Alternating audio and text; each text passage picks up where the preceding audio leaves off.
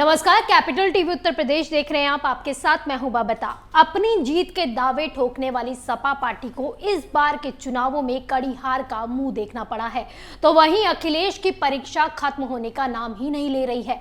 चुनावों में अखिलेश ने अपनी करहल सीट तो बचा ली, लेकिन अब उनके सामने एक और चुनौती खड़ी हो गई है, जिसमें या तो वो अपनी शान बचा सकते हैं या फिर अपना मान।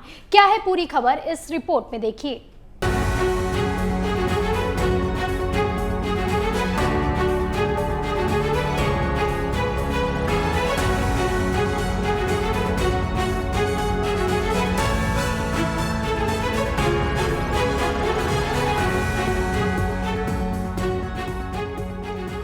उत्तर प्रदेश के विधानसभा चुनाव में समाजवादी पार्टी को लगातार दूसरी बार हार का सामना करना पड़ा है।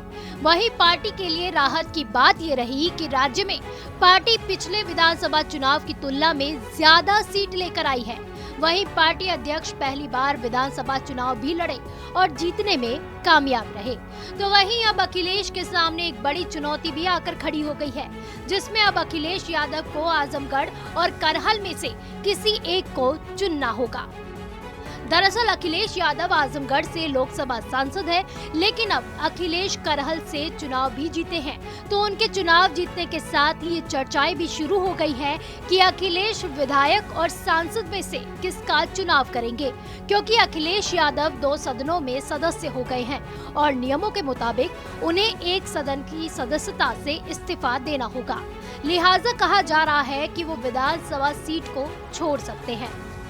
असल में 2019 के लोकसभा चुनाव में अखिलेश यादव ने आजमगढ़ सीट पर चुनाव जीता था, लेकिन राज्य के विधानसभा चुनाव में उन्होंने एसपी के गढ़ कहे जाने वाली करहल सीट से चुनाव लड़ा और वो चुनाव जीत भी गए। उन्होंने अपने प्रतिद्वंदी बीजेपी के एसपी बघेल को बड़े अंतर से हराया है।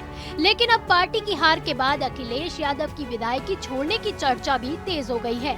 वहीं इस बात पर भी चर्चा हो रही है कि अगर अखिलेश यादव करहल सीट से इस्तीफा देते हैं तो उनका उत्तराधिकारी आखिर कौन होगा।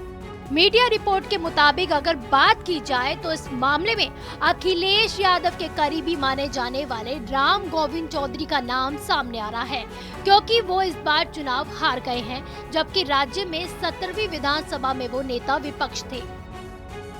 चर्चा है कि अखिलेश के सीट छोड़ने पर परिवार के ही किसी सदस्य को टिकट मिल सकता है, क्योंकि जब भी परिवार के किसी भी सदस्य ने जीती हुई सीट को छोड़ा है तो परिवार के सदस्यों को ही चुनाव में टिकट दिया गया है। मुलायम सिंह यादव की अगर बात की जाए तो मुलायम सिंह यादव ने 2004 में लोकसभा से इस्तीफा दिया था, तो उनके भतीजे धर्मेंद्र यादव को उपचुनाव में प्रत्याशी बनाया गया था।